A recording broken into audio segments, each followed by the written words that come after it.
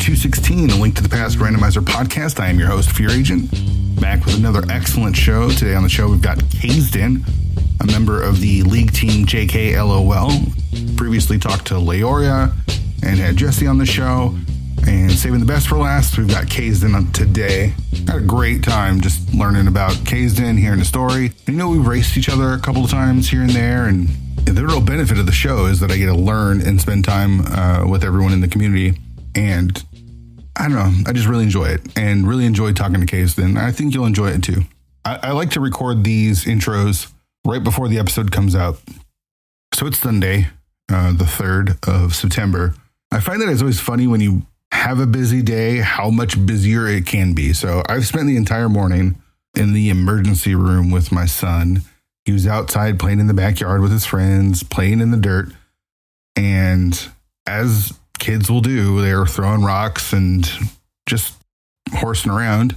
And he got his finger smashed and cut open by a brick. And so I spent the entire morning in the emergency room.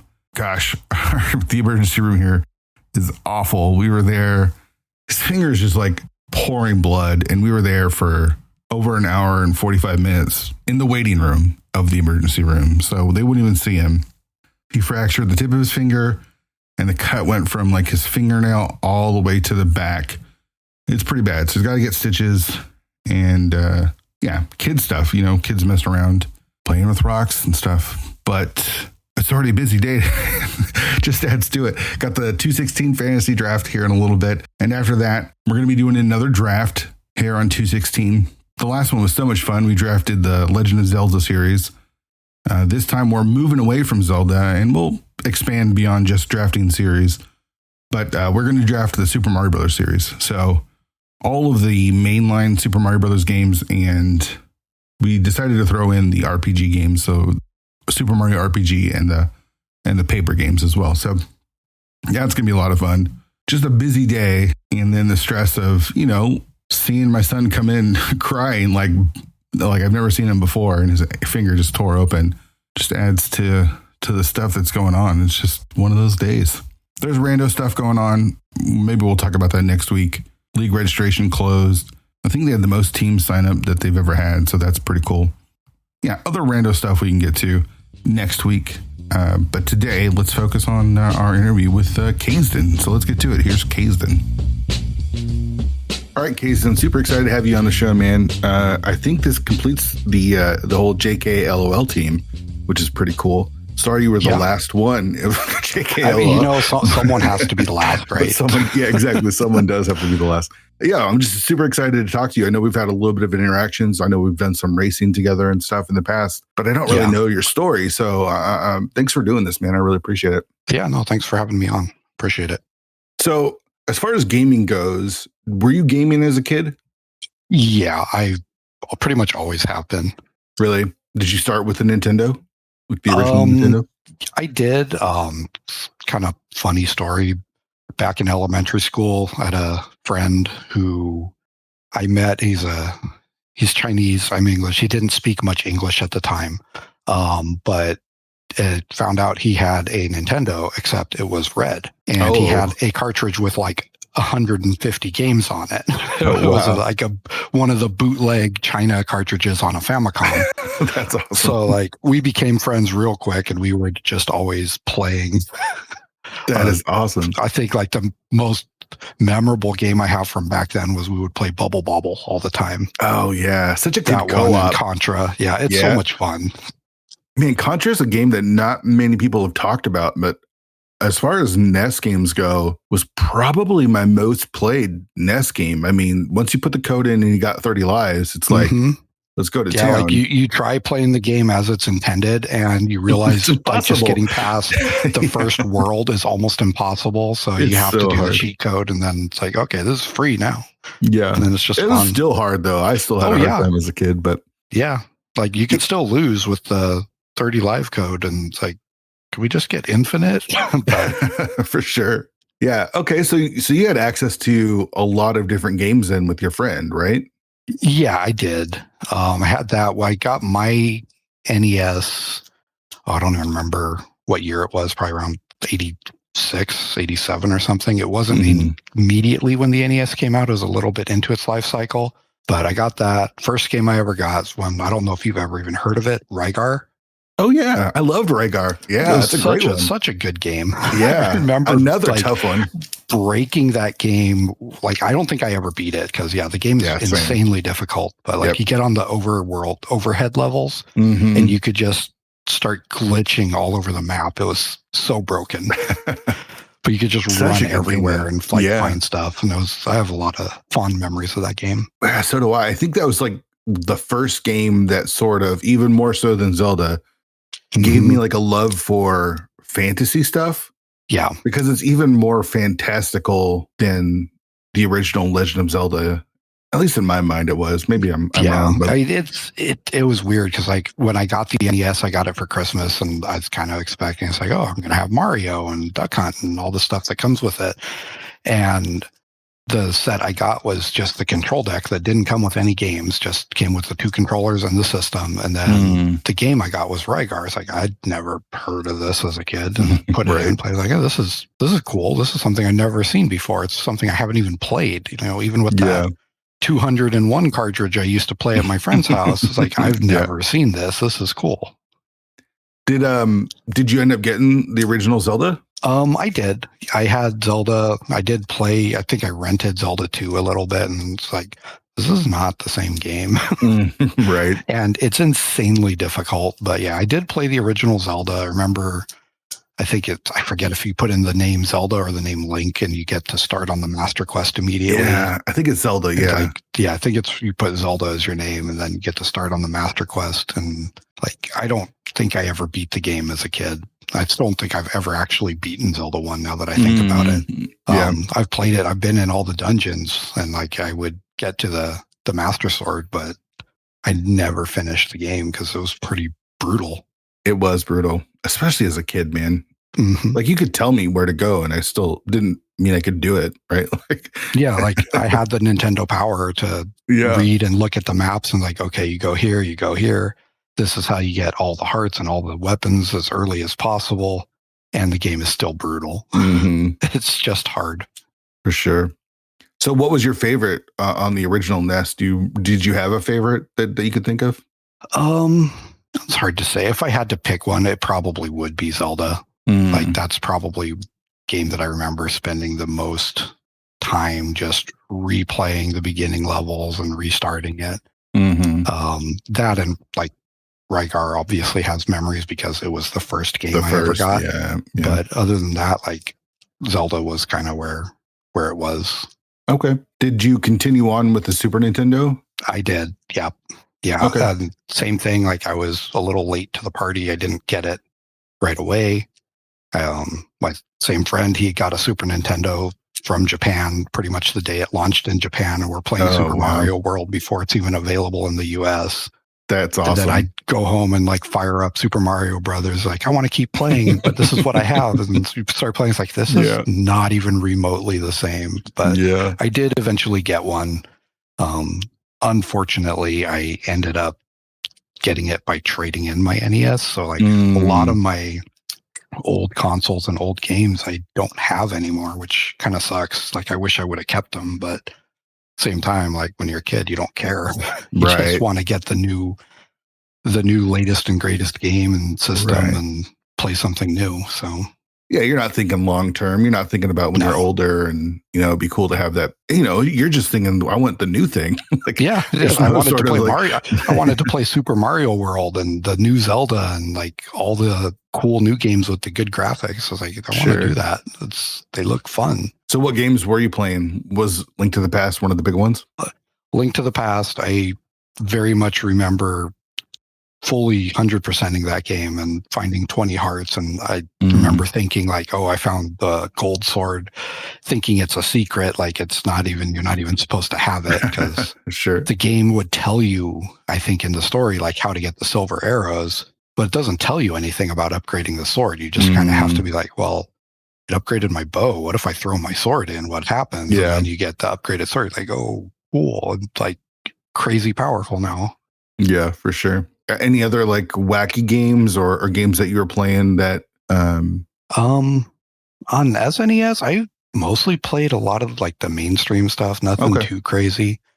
That I did get into N64 after. A lot of well, even going back to SNES, Mario Kart was a big one. Sure. Yeah. That was one I spent a lot of time on, just getting frustrated at friends in battle mode. Sure. Yeah. Like, I was pretty good at like the Grand Prix or the time trial stuff. I was never as good as my friends in battle mode. So it's like, it was literally a battle. It's like, which mode are we going to play? We're going to play the mode that I'm good at, or the mode that you're good at. It's like, one of us is going to win. It just depends on which mode we pick. So yeah. Mario Kart's a great one for co-op for sure. Yeah, Mario Kart and Mario Kart 64 just upped it. Get a big screen TV, 4-player co-op in the same room. Hell yeah. GoldenEye, same thing. Yep. Run around like knives only. Oh, sure. Yeah. That was fun. Yeah. In some place big like the temple where it's just like hard to get around. And yeah, I so much time played. You remember like the only gun you'd ever find was a club. It's like, I don't even know what I've never even heard of this in real life. It's just like we just made a really crappy gun that no one wants to use, and we'll call it a club.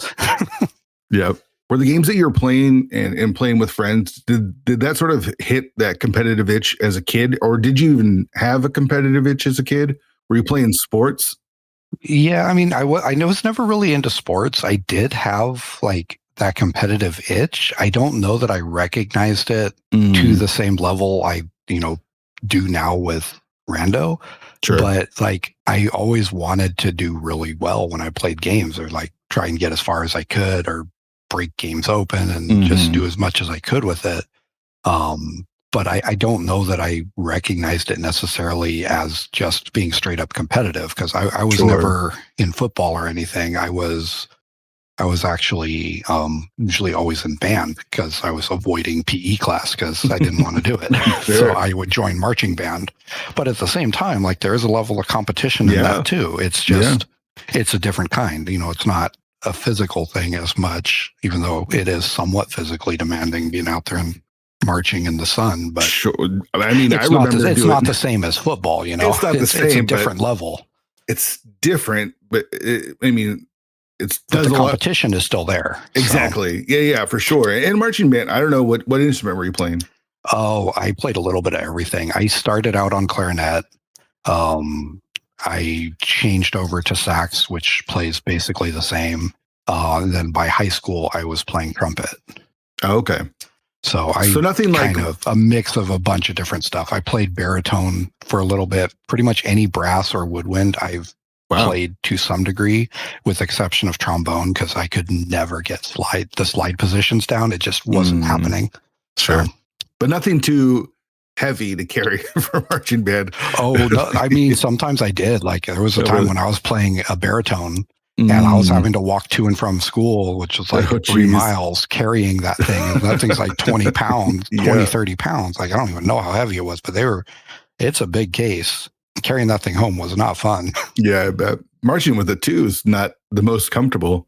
No, it's really not. Like, but the thing is, it doesn't really matter what you're playing. Like, the uniforms are so heavy. Oh, right. And when you're here in Southern California, and like, depending on what time of year, it can get close to middle of summer, and like, it's hot when it's 90 plus out there, and you're wearing this multi-layer, super heavy uniform. Like, you're just standing there sweating all day. Sure. So you did find a bit of competition as far as like where you were in the band with the school band? Okay. Yeah. Like, we would go to like the different competitive events, whether it was marching competitions or there were concert bands where we got graded, and like the different schools in the districts would be, it was some level of competition where you would get scored and find out where you placed among different schools within your district or your region. So like there was competition there. We were never the greatest, but it was definitely a thing. Did that continue on past high school? Were you, I don't know, in band, or I don't even know if they call it band in college or not, but. No, I never did and never continued that in college. Okay. So I kind of picked up back the competitive side of stuff back up, video game wise with Rando, really. It was a few years before that I actually joined with some friends from WoW. We joined a tournament for Heroes of the Storm 1 year. Just like, let's see what happens. Let's see if we can do anything. And then I know we got swept in the first round, but Sure. we put on a reasonable show. Like, it wasn't completely terrible, but yeah, we got beat pretty bad. But that was probably the first online competitive thing I did. Okay. So it sounds like you were a pretty big Nintendo fanboy growing up. Mm-hmm. Did that stay the same as the console wars began to heat up a little bit between the Xbox and the PlayStation and stuff? I mean, it kind of did, but once PlayStation came out, like, that kind of ended. I never really went over to the Sega side of things. Mm-hmm. I think the only Sega system I ever owned was a Dreamcast towards the end of its life. Oh, okay. Right after they were starting to cancel it, like, you could go into Best Buy and get them for $20. Yeah. So you buy that for $20, and then you get $20 worth of blank CDs, and you just burn it from all your friends. And that's why the Dreamcast failed, because you could just burn games there was no copy protection at all on it. Oh, really? Pretty much. You didn't have to chip it or anything. You just put a burned disc in, turn it on, and it worked. There was nothing to it. It was I totally crazy. Forgot about that. Wow. Yeah, it was kind of crazy. So I still think that's a large portion of why it failed, because people just weren't buying games. Sure. Yeah, that makes sense. I mean, because the games were good on the Dreamcast. Yeah. No, they had some really good games. A lot of the problem was, like, they had the 32X came out. Then they had the Saturn, which was kind of a flop. There was rumors of Neptune, whatever that was going to be, which never happened. And then by the time they came out with Dreamcast, it was just too little too late at that point. Yeah. So I never really got into that. I did do PlayStation. That was a lot of fun. What drew you to the PlayStation? 360. What drew you to the PlayStation? Was it Final Fantasy? Because I feel like that's kind of... Final Fantasy was a big one, yeah. Yeah, the big one. Final Fantasy VI is probably my favorite game of all time. Oh. Like, it's just so well done. Were you playing that one as a kid? Because that one... Oh, yeah. Mm-hmm. Okay. Yeah, I got that the first Christmas it was available as a Christmas present, and I turned it on, and I spent hundreds of hours in that game, just getting everything and replaying it more than once. But that game was so good. It's still one of my favorites to this day. So going from 6 to 7 was a pretty big leap as far as... It was. The change and just everything. It felt like it was a completely different kind of series at that point. Yeah. Were you still drawn into what 7 was offering? Yeah, no, I was. I really enjoyed it. I think at the time when it came out, for a while, it was kind of my favorite game because, it was the newest, latest, and greatest. Sure. Mm-hmm. But then after that new shine wore off, the game does not hold up. If you go back and play the original Final Fantasy VII today, the rose-colored goggles of what that game looked like back in the day was incredible. But you look at it today and it's like, this doesn't look good. Sure. There's 7 polygons per character. It's terrible. Right. The game is good. The story is great. The graphics are not good. And it's kind of clunky. Did you play the remake? I did. Yeah. Eventually. It took me a little while. The remake is great. I was a little hesitant on it because of the change to the combat system from the classic turn-based kind of pushed me away. But eventually when I gave it a try and pushed through it, it's really good. I really enjoyed it. Cool. And I'm looking forward to the next chapters. I've kind of accepted the differences in the story. I know they changed some stuff, and there's kind of expecting that there's going to be even more changed in the last 2 chapters, but kind of wait and see. I just kind of accepted this is all right. Sure. And you still have the original, right? You can always go back to the original. Yeah, exactly. The original is still there. It's not going anywhere. Yeah. So you moved on to PlayStation and Xbox. You said you got a 360? Yeah, I had a 360. It was probably the last. PS2 and 360 were probably the last real consoles that I really got into very much. Okay. And they were PS2 I had a decent amount, but 360 was kind of limited. Just because of the games, or somewhat the games, but it was more by that time I was just going more towards PC side of things. Okay. Kind of joined in on that. It's like there's so much more you can do with a PC. Sure. I ended up just kind of switching over. Like I still play console games from time to time, and there are some that I like, but especially nowadays, like most games that are out on Xbox are also on a PC. Right. And if you have a PC that can run them, like why do you need an Xbox? I don't right. I don't see the point. Like PlayStation still has some exclusives, or at least time exclusive stuff. Like Final Fantasy 16 is only on PS5 right now. It'll come out on PC eventually, but it's going to be 6 to 8 months. So. Right. Where's Nintendo in all of this? Did you stop playing and keeping up with the Nintendo consoles? No, I had a DS Lite. I had a 3DS. I have a Switch. Like I still play them, not like I used to, largely because of time. Like once you have a full-time job and everything, it's a lot harder to have time for gaming. Totally. But yeah, I do still have a Switch. I had a GameCube. Okay.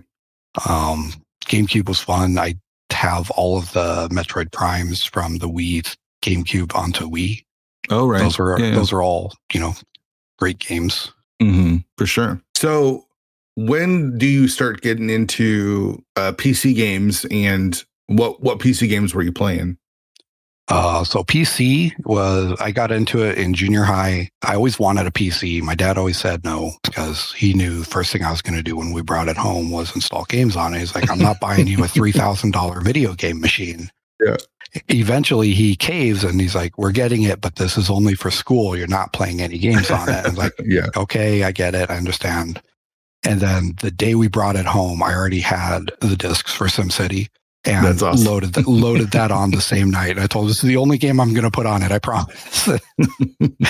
That ended up to be completely a lie, but sure, like that also kind of kicked off to get me into my career. Like I work in IT now, and that probably would not have happened if I did not have that first PC and start tinkering with it and breaking it and fixing it, and just mostly being self-taught on everything on the PC. I just kind of figured it out as I went along, and I got in early enough that things were easy to learn. Sure. And then once you learn it, keeping up is a lot easier than jumping in from scratch when you're later on. Right. So the PC kind of grabbed a hold pretty early with that SimCity.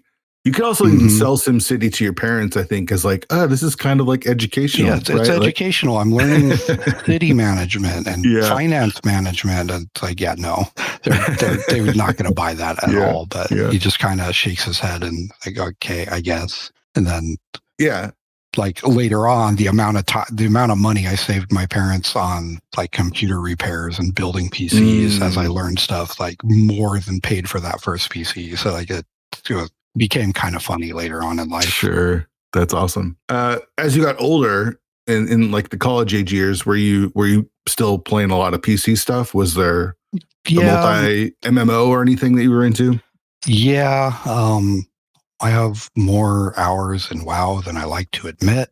Sure. I love hearing people's time with WoW, because that's the same story for everyone. I wish if my total like days played, this is not hours, this is days. When you do played in WoW, it's got to be over 1,000. Yeah.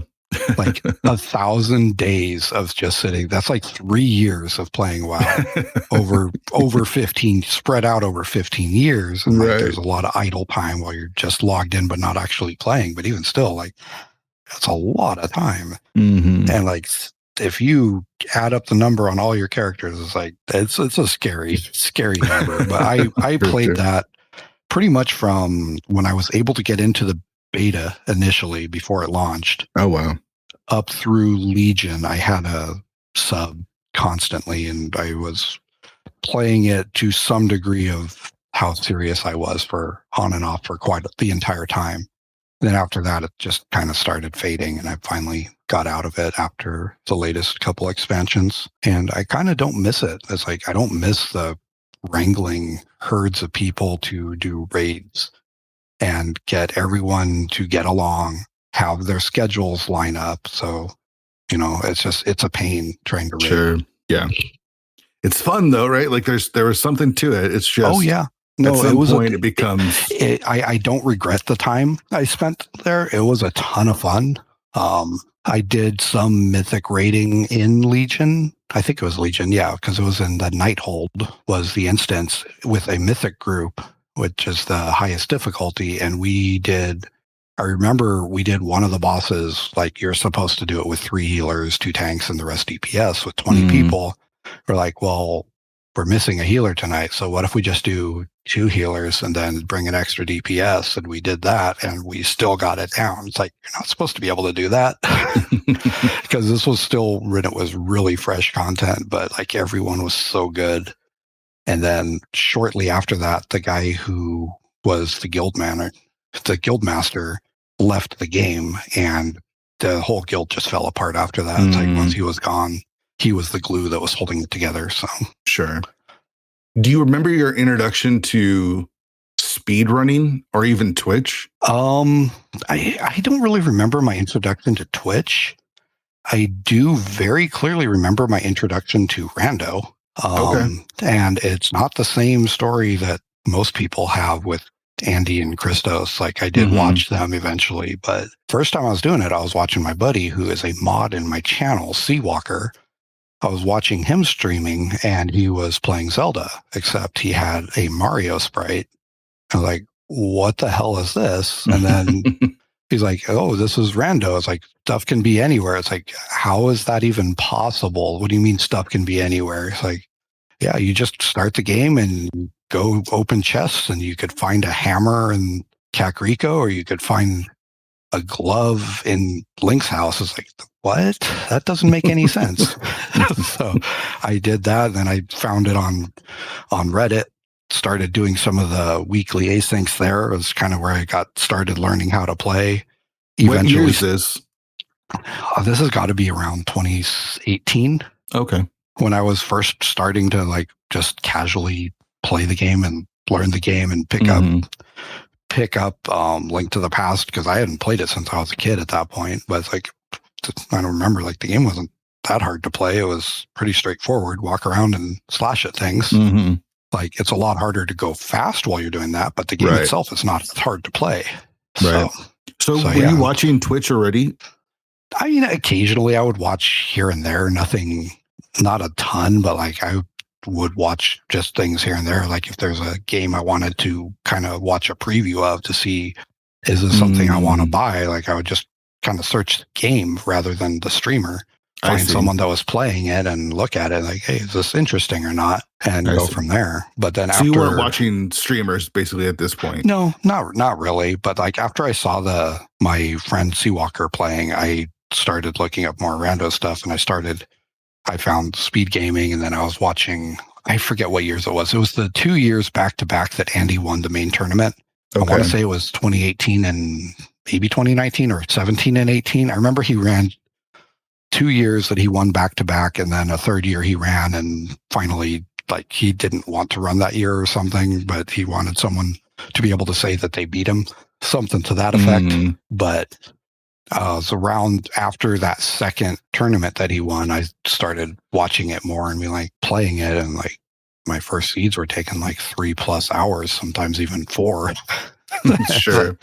And you watch them play, it's like, how do they do this in an hour and a half or less? This is insane. But yeah, just kind of keep at it, and next thing you know, stumble across Kern doing office hours, and then Ladder started up around the same time. And he's like, yeah, just submit a VOD for review and I'll, tell you what you did right, what you did wrong, and how to improve. And I'd be like, well, okay, I'll run a ladder race, get my ass kicked, and then I'll submit it to him and see if that can help me get better. And I would do that a bunch. And like, if he didn't have someone already lined up, like, well, I'm just going to run one and submit it. Like, I don't want to monopolize his time.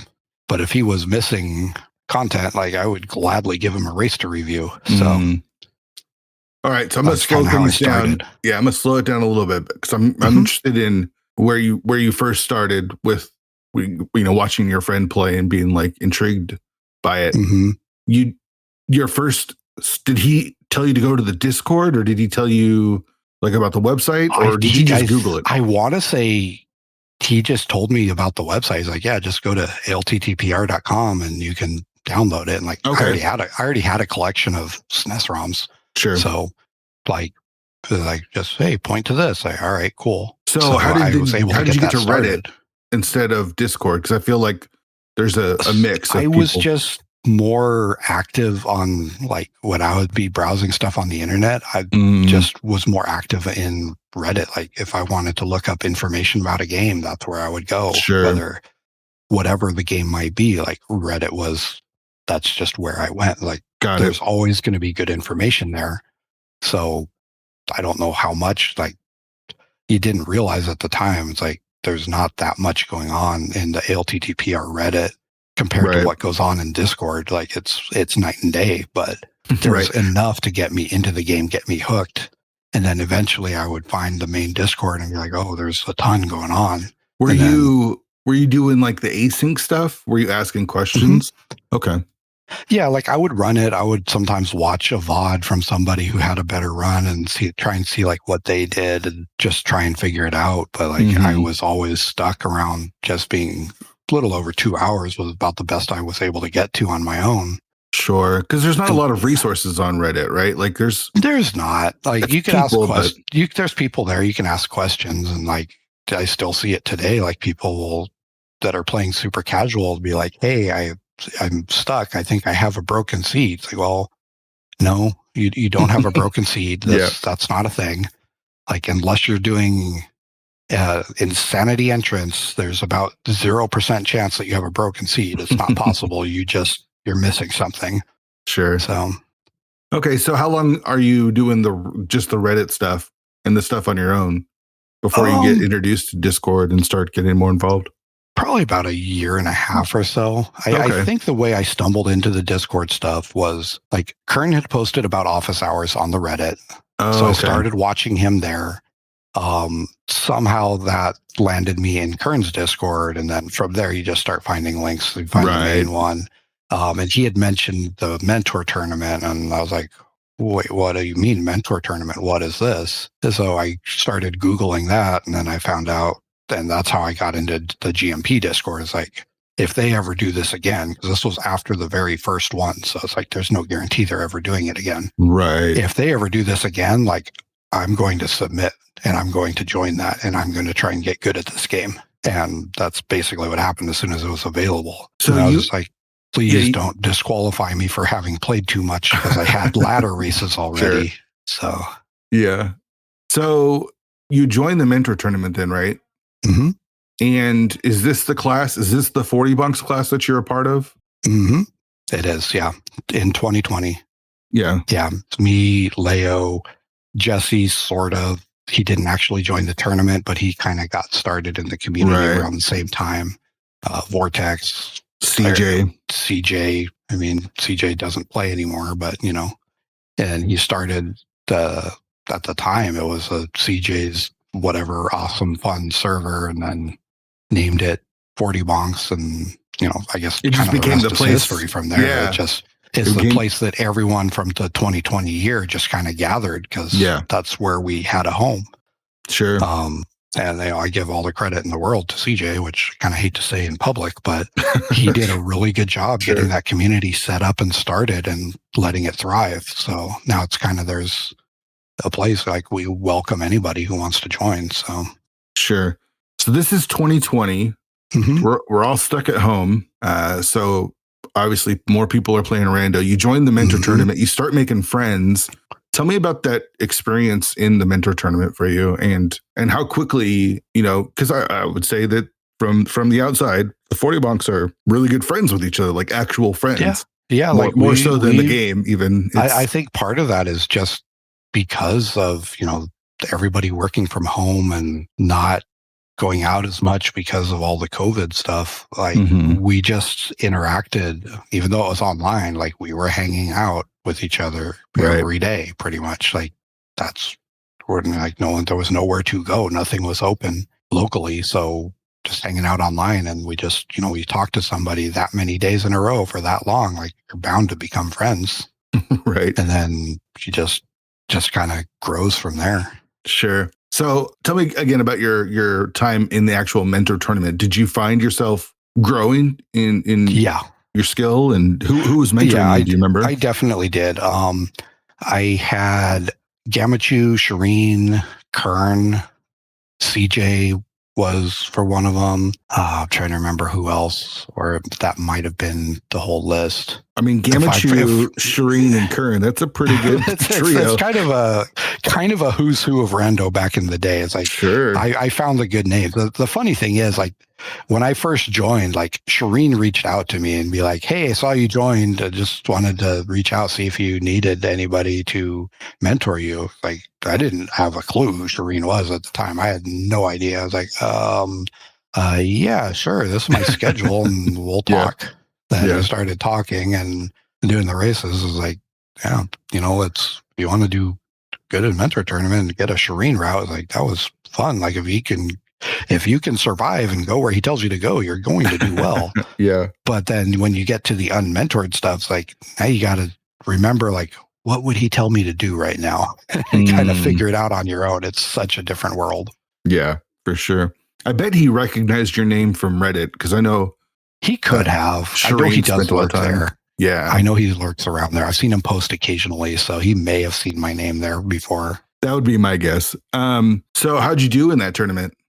I was in the gold bracket. Nice.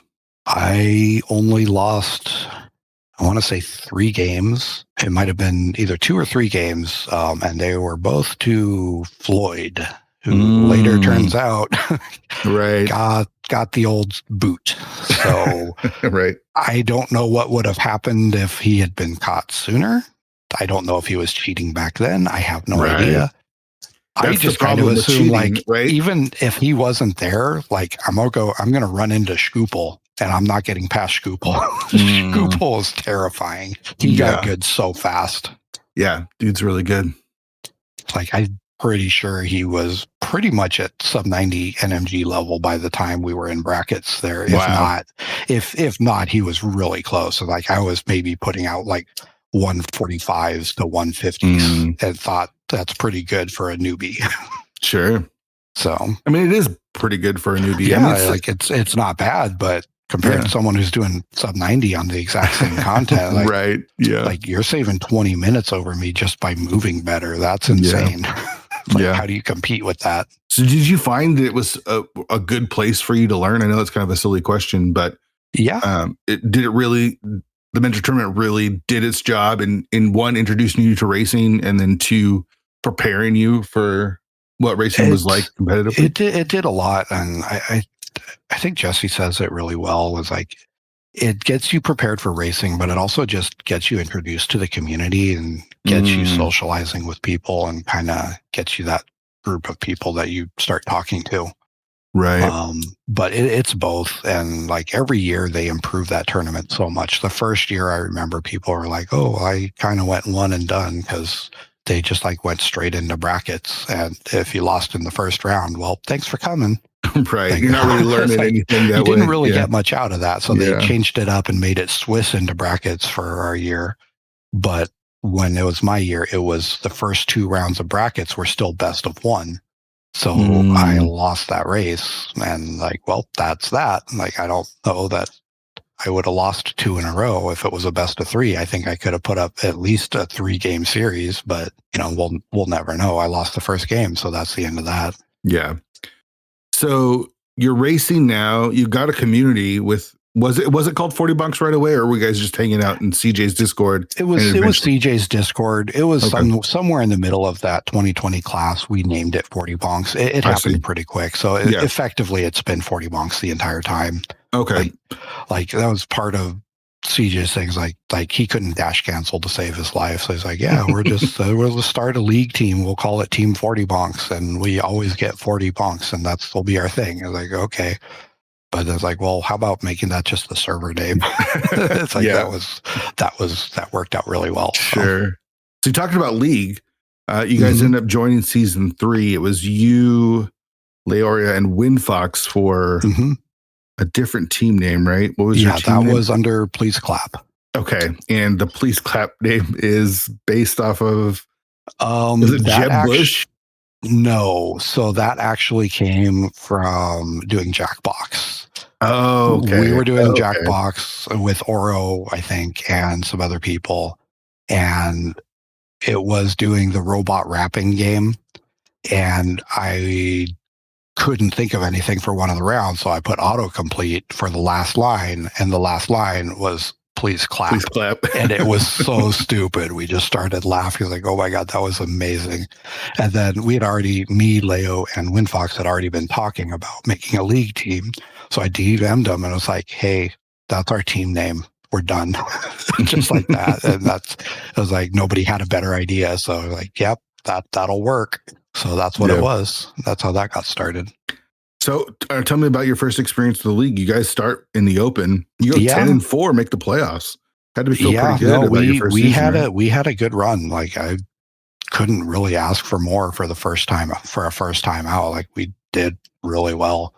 I think we were only a couple games away from getting invited in that first year. Like, and if had that happened, like JKLOL may not exist. Right. If we had made it to Invitational the first year. So it's hard to say. Mm-hmm.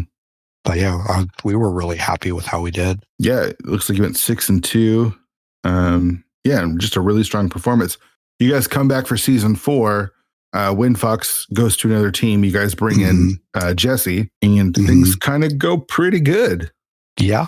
Yeah, we just kept like grinding and practicing and racing pretty much every single night, with like 1 or 2 days a week that we would take off, but we would just constantly race. We did well. We were pretty well prepared that year. I know the story's been told from Leo and Jesse when they were interviewed, but we pretty much ended up picking up SMZ3 during league season because we had burned out on practicing so much. And like we were tired and we felt like we were already prepared. And like we would still play from time to time, but like SMZ3, you're also still playing Zelda. Yeah. So like we would do that. We'd learn the SM Hundo route to learn where all the items are in Super Metroid. And then, hey, now we can play SMZ3. Not well, like not fast. We're not going to be competitive in it because SM is a really hard game to go fast. Very hard. Yeah. It's another level on top of Zelda. So, but it's fun and it is playable. So. Man, it sounds like you guys had a blast that year. I mean, because season 3 and 4, I'm going to say 2 and 3 happened in the same season. Season 4 was in 2021, but within that 18 months span of time, it felt like you guys were playing a lot of rando, really building some friendships, and even moving into stuff like SMZ3. That's awesome. Yeah, no, we were just playing a ton. Like it's been good times the whole time through. Like it still is. Like we still play a lot. So you guys only lose 2 games in the regular season of season 4. Going into the season, did you guys think you might get called up to the Invitational? And were you okay, like playing in the open?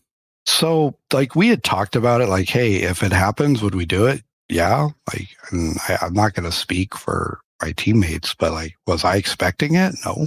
Like when I think the Invitational teams, like I feel like I'm getting close, but like at the time, I didn't really feel like, am I there yet? I don't know that I am. Like, I would say maybe I'm too hard on myself, but I always felt like I still have so much I need to learn before I'm going to be able to be competitive with that level of players.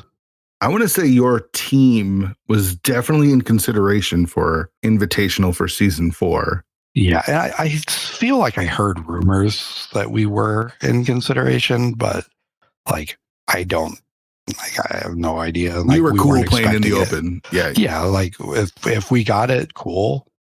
But if we don't, we'll just go earn it. Like we'll do what we can, and we're going to try our best to get there one way or another. And shit, in a way, I'd rather earn my way there too, because then people can't say, "Oh, you just got a lucky call." It's like, no, we went runner up in open league. Like we earned this. Yeah, we deserve to be here. That was a hell of a season. You guys only lost 2 games in the regular season, and then you beat the Rando Babies. You beat Zelda and Chill. Looks like you went 5 games against Oops All Foxes, and you got the win there. And then you came up against Bottles on Empty and took a loss. But once you got to the conference finals, you knew that you were going in the Invitational the next season. Yeah. So it was kind of like, we still wanted to keep going. Like, we're not just because we made it that far, it's like, we don't want to give up there. But once we made it, it's like, there was a level of pressure that's removed. It's like, hey, we met our goal. Now let's see how much better we can do. And let's just have fun at this point. Yeah. What's cool about season 5, you get called up into the Invitational. It looks like you guys made the playoffs as well. We did.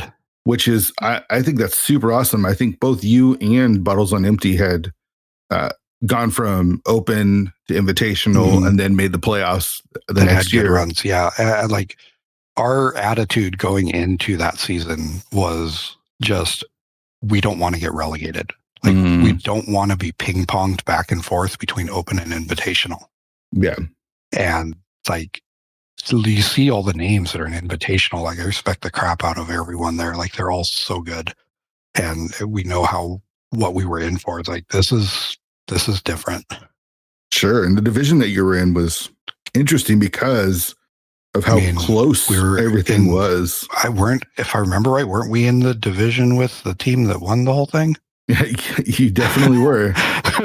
It was rough. You ended up losing to OK Dudes in the first round, which they put a whooping on us for sure. But like, they put a whooping on everyone. They're insanely good players. Like, I don't feel bad about that at all. Right? You can't, like, if you're going to lose to anyone, lose to the champs, right? Exactly. And so like, honestly, anybody in Invitational League, if we lose to them, like, doesn't feel like, it feels bad because you lost, but after like your initial reaction is over and you look at it, it's like, yeah, they're really good at the game. So that could have easily gone either way, and they earned that win. So definitely. I mean, they went 12-2 in your division, and then if you look at the rest of the standings, WJPDTB went 8-6. You guys went 7-7. Beats from the East went 7-7, and Big on Pop went 7-7. So yeah, a bit of parity. I mean, like, one team it was a rough division for sure, and we basically got into playoffs by tiebreakers. So that's awesome, though. We won the races we need to get in. Yeah, the competition, though, right? Like, it's not anyone that was blowing. 3 of the 4 teams that made it were either tied or a game within the lead, and then even Go was 1 game out with 6-8. So it's like just a whole bunch of teams, and just who's going to win? That's kind of fun. What about, there was so many teams there that all came from either the 2020 tournament or just 40 bonks in general. Like, there was a lot of us in that division. It was a lot of fun. Yeah, it's always better to play with and against your friends, for sure. What about like tournaments, others outside of the league, one-on-one tournaments? How's your performance been there in relative to how your expectations? Usually they're pretty close to in line. I was disappointed this year that I didn't make main, and I'm happy with the performance I put up in Challenge Cup. Like, I would have rather been in main, but like, getting second place in Challenge Cup is like, there's tough runners in there too. Like, I'm not the only one who didn't make it, who felt like they probably could have if they just do a little bit better on their asyncs. Sure. So like, it's still getting that far. It's tough. Let me ask you this: do you hate Alex Jass now? No, because not only did you played him in the finals of the Challenge Cup.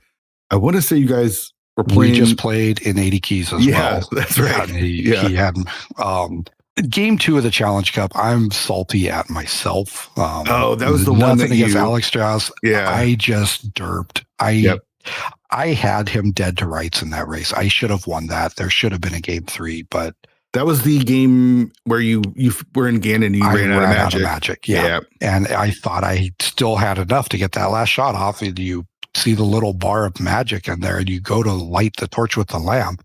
When does the lamp not work when you can see magic in the bar? Right. And you just hear that dit, like, oh no. Yeah. Like, you know who you're playing. You can't do that. There's just no way. You can't get away with that. So sure. Like, you fall and you flute, you keep going and hoping for the best. But then, the dot done came in. It's like, yep, that's not surprised. I'm just forfeit right here. So sure. But you got to be proud of the performance. I mean, second place is nothing to sneeze at. I mean, No, it takes a lot to win. I don't care if it's main tournament, Challenge Cup, Cas Boots. I mean, all of these tournaments they're are insanely hard. difficult. They're insanely difficult. But and like there's a certain level of luck you have to be able to win a tournament. Sure. Like there's an amount of skill you have to be good enough to capitalize on getting the luck. But at the end of the day, like someone's going to go to the right places first. Mm-hmm. And if your skill levels are remotely close together, like the person who makes the correct choice is probably going to win more often than not. Right. It's rare that you're both going to make the exact same choices unless that all the seed lets you do. Sometimes that happens. And then it becomes an execution race. But like that's also part of the fun of rando is that anyone can win on any race. Definitely. Like if we just wanted the best person to win every time, like go race NMG, that's a different world. Like then it's, yes, there's a little bit of RNG with AGA, but for the most part, it's get good or you're going to lose. Right. Like there's no, you can't like, well, there's no gamble to make. It's just like, well, I'm going to go to desert first. Like, no, you're not. Right.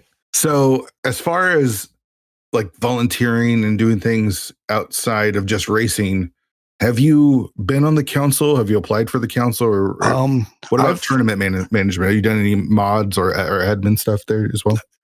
I ran the Lightspeed tournament. Right. Kind of ran that on a whim. Was a couple of years ago, and I've been wanting to do another one. I just haven't had time because of all the other tournaments and stuff I've been doing. It's hard to keep time to do that as well as do all of that, especially with work picking back up. It's been tough, but I did that. I've been an admin. Like that tournament.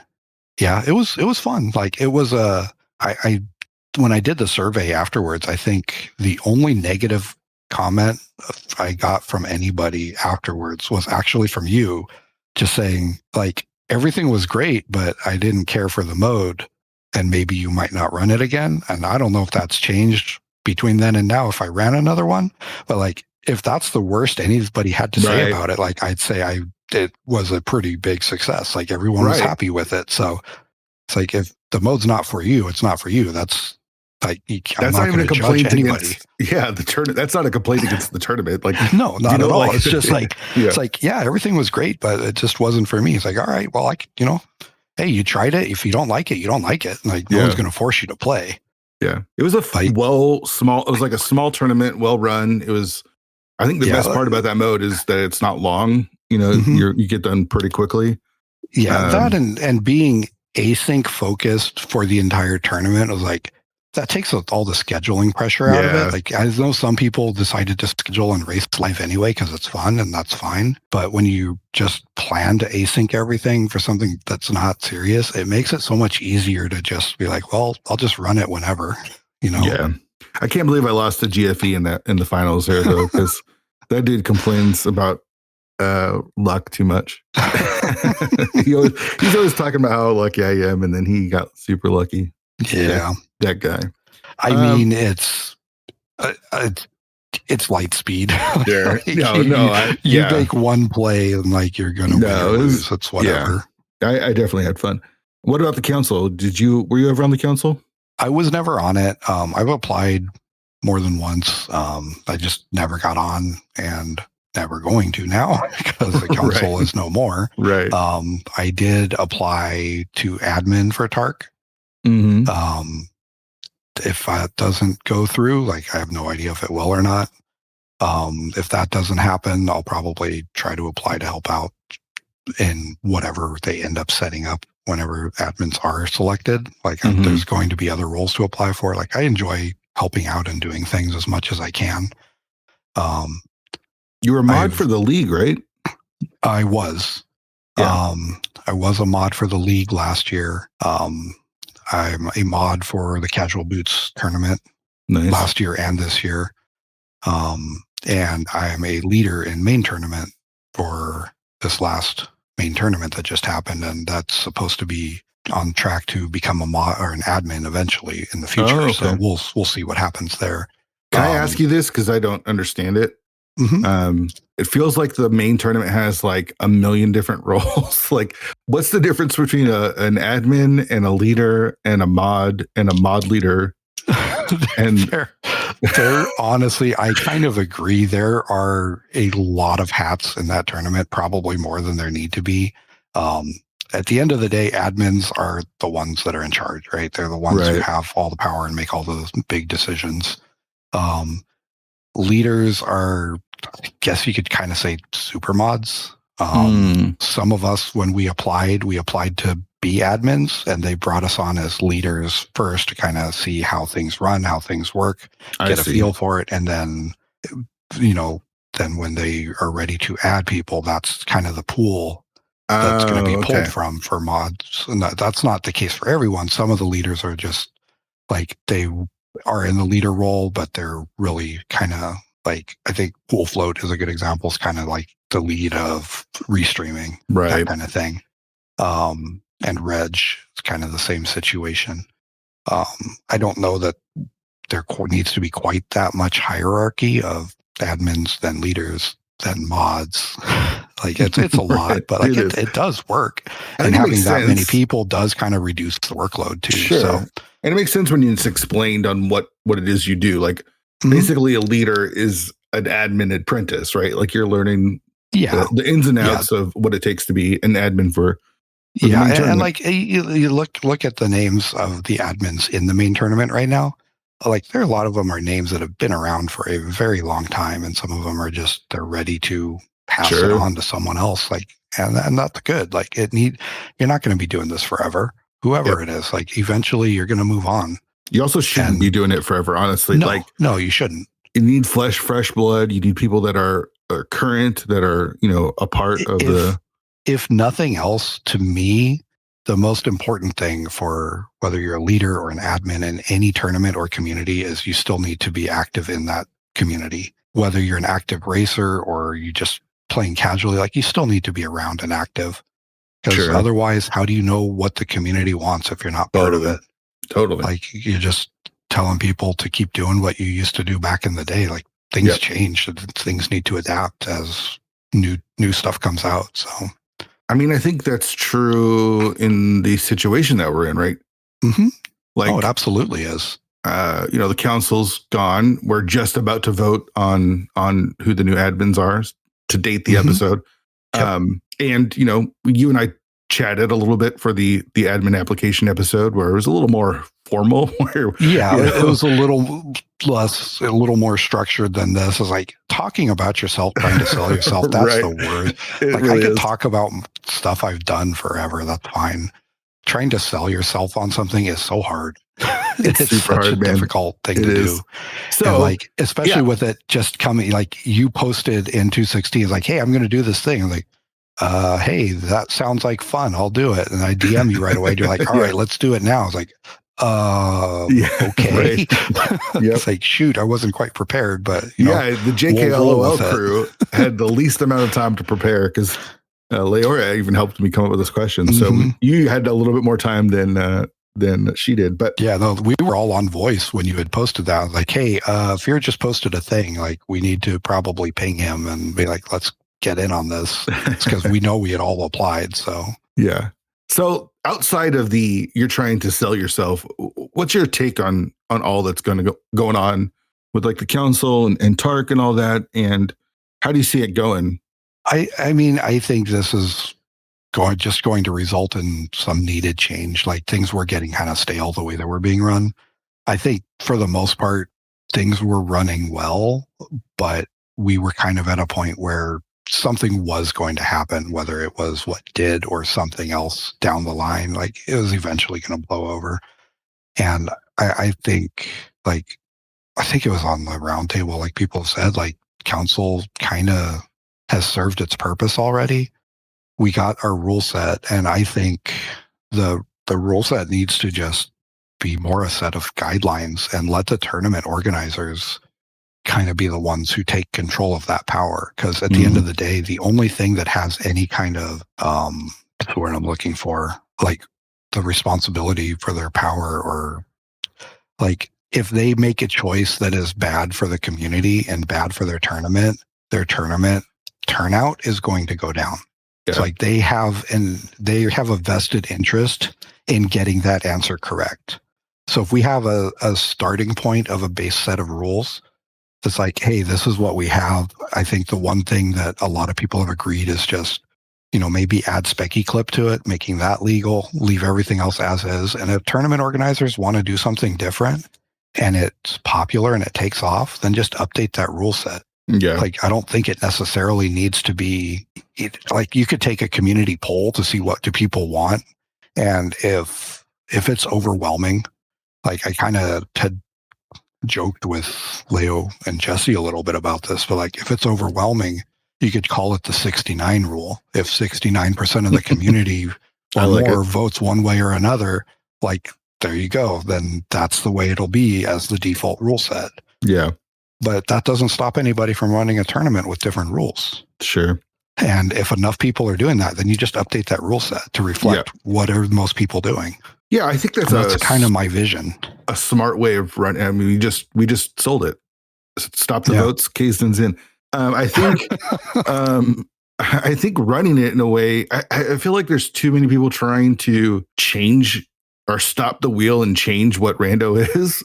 Yeah, and it's not going to happen. It's just not going to happen. Like you could try, but it's not going to happen. The community polices itself already. I feel like the council's gone and racing's still going on. You know what I mean? Mm-hmm. And it's because, like you said, the tournaments really run things more than anything. And I do think also, like, and I think we touched on this before, like Tark can work with someone to set up like a cheating investigation squad.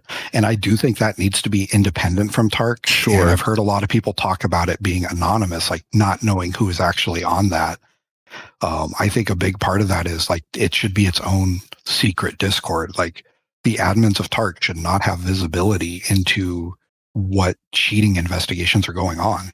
That's going to compromise it, Sure. Like it should be a private effort, but at the same time, it's hard if it's too private. How do you know that everything is being done in good faith? Like you have to get the right people that are trustworthy in there. It's a tough question. So that's my problem with the idea. I've seen this tossed around. Like the people that are cheating or investigating cheating need to be secret. Right. I couldn't disagree more. I want to know exactly who's investigating cheating. And I want to know, I think there was a lack of transparency with some of the stuff that was going on in council.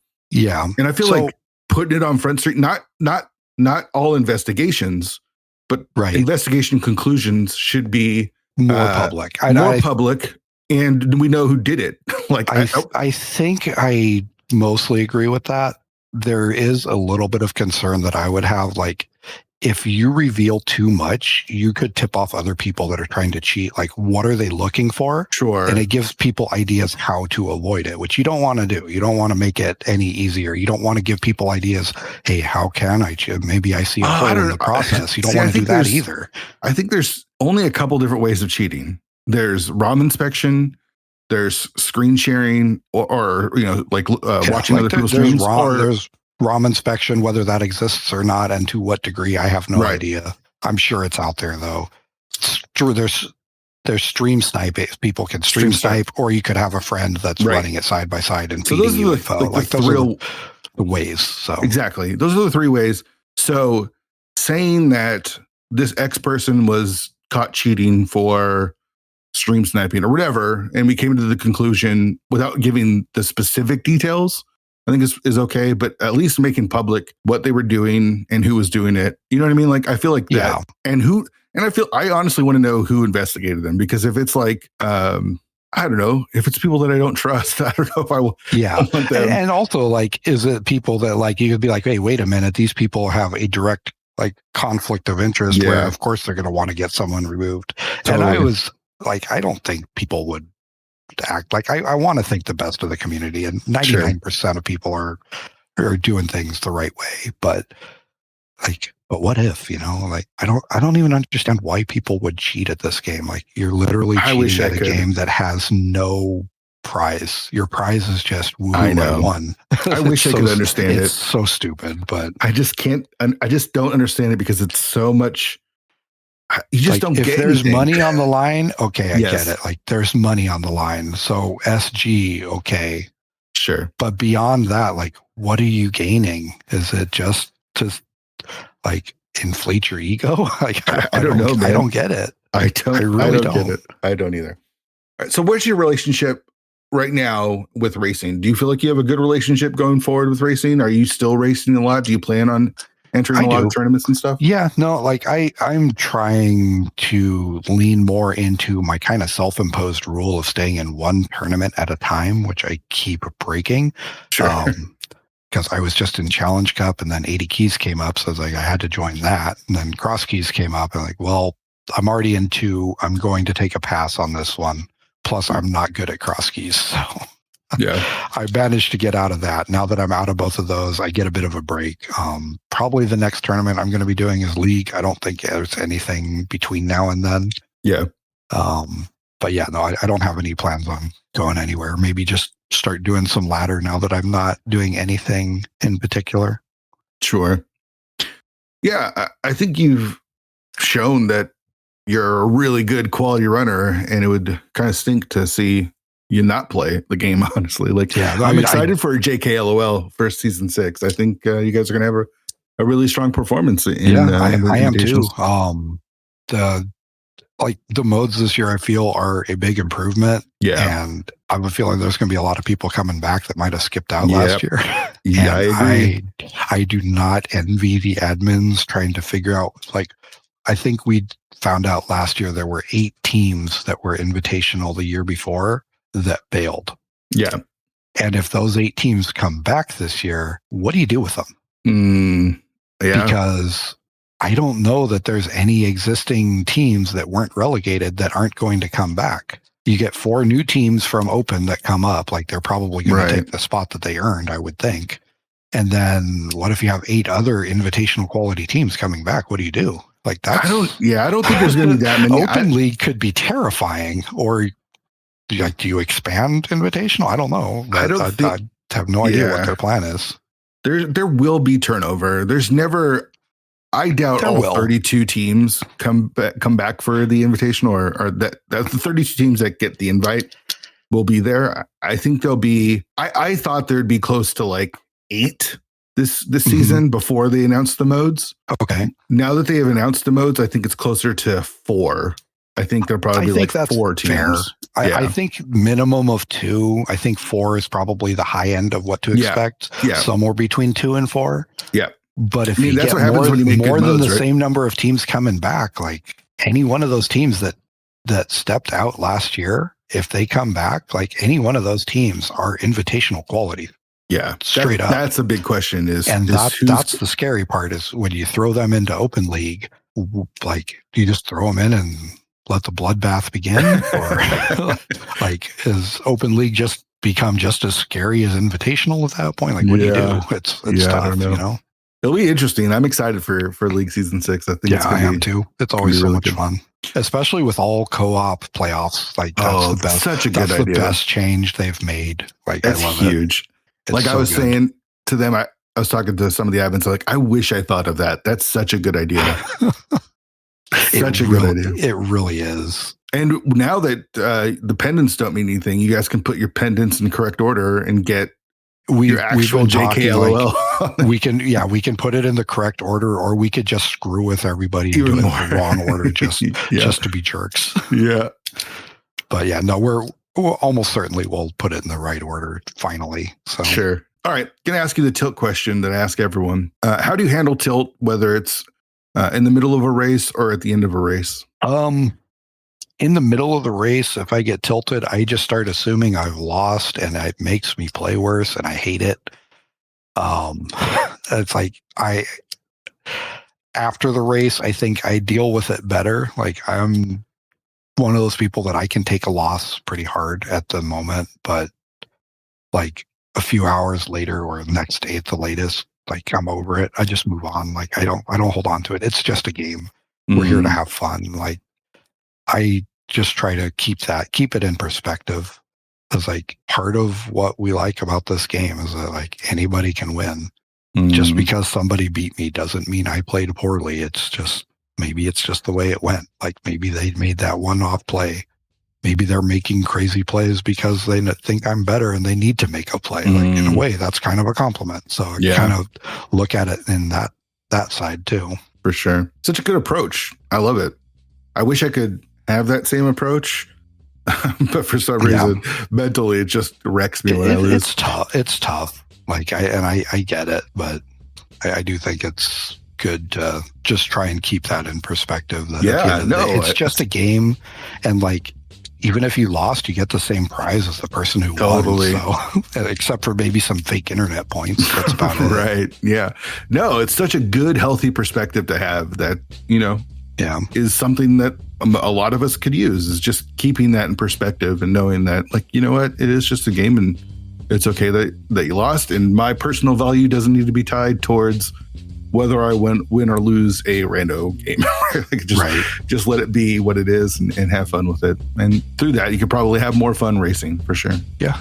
All right, man. Thanks so much for coming on the show. I had a blast. And I did sorry too. You were the last of the JKLOL, but I should have maybe done Leoria last, but I'm just kidding. You could have got us in order. There you go. Yeah, man. Thanks for doing this. I really appreciate it. Yeah, no, it was fun. Thanks for having me on. Big shout outs to Kaesden for coming on the show. Really appreciated him joining us, and I just really enjoyed talking to Kaesden. I love how chill he is. I love how laid back he is. I love his approach. Yeah, I just find him to be an awesome dude, and it was really cool to hear his story. So huge shout outs to Kaesden for coming on. So this Thursday, we'll have the Mario Draft episode, and then next Monday, we have Sabo Tender. If there's an episode that you have to listen to and you listen to no other episodes, it has to be the Sabo Tender episode. Sabo is just the best, and I had so much fun chatting with him. So excited for you to hear that. So come back next week and hear from Sabo and his amazing story, and just an awesome dude. I love chatting and hanging with Sabo. So you don't want to miss that. That's next Monday. Make sure you join the Discord. 216pod.com has the link to that. Football is this week, so super excited about that. We've got 216 Fantasy if you want to follow along with that. And if you listen to this before games kick off on Thursday, when week 1 kicks off, we did open up a 216 survival football pool. There's no cost. It's just for fun. Super easy. You don't have to follow along to all the different players. You pick one team to win that week. That's all you have to do. The catch is you can only pick that team once each season. So if you say pick the Chiefs for week 1, you can't pick the Chiefs the rest of the season. So you got to be real strategic on how you pick your teams. And if you lose, you're out. It's that simple. Super fun though. Survivor pools are always a blast. So there's a link to it in the Sports Talk channel of the 216 Discord. So check that out there. Subscribe to the show wherever you get your podcasts. We're available everywhere. If you could leave us a review on either Apple Podcasts or Spotify, that helps the show out a lot. I think that's going to do it. All right, come back Thursday for the Mario Draft episode, and then next Monday for the Sabo Tender episode. Really appreciate you all listening. See you next time.